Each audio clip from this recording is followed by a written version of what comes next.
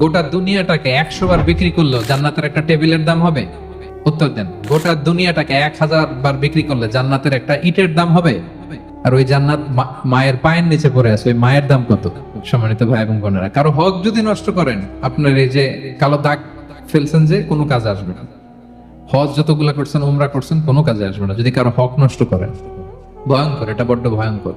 এবং সেই বুখারীতে রাসূল সাল্লাল্লাহু আলাইহি ওয়াসাল্লাম বলেছেন, মান কানা ইউমিনু বিল্লাহি ওয়াল ইয়াউমিল আখির ফালইয়াসিল রাহিমা, যে আল্লাহয় বিশ্বাস করে এবং আখিরাতে বিশ্বাস করে সেজন্য আত্মীয়তার বন্ধনকে অটুট রাখে। এই বন্ধনকে কেউ যেন নষ্ট না করে। আম্মা জান আয়েশা বলেন, আত্মীয়তা এটাকে আল্লাহ একটা রূপ দিয়েছেন, এটা আরশের সাথে লেগে আছে এবং সেখান থেকে সে বলতে থাকে, মান ওয়াসালানি ওয়াসালাহুল্লাহ, আমার আত্মীয়তার বন্ধন যে মিলায় রাখে, আল্লাহ তারে নিজের সাথে মিলায় রাখে। ওমান কাতাআনি কাতাআহুল্লাহ, যে আমারে ছিন্ন বিচ্ছিন্ন করে, আল্লাহ তার কাছ থেকে ওই বান্দাকে ছিন্ন বিচ্ছিন্ন করে দেয়।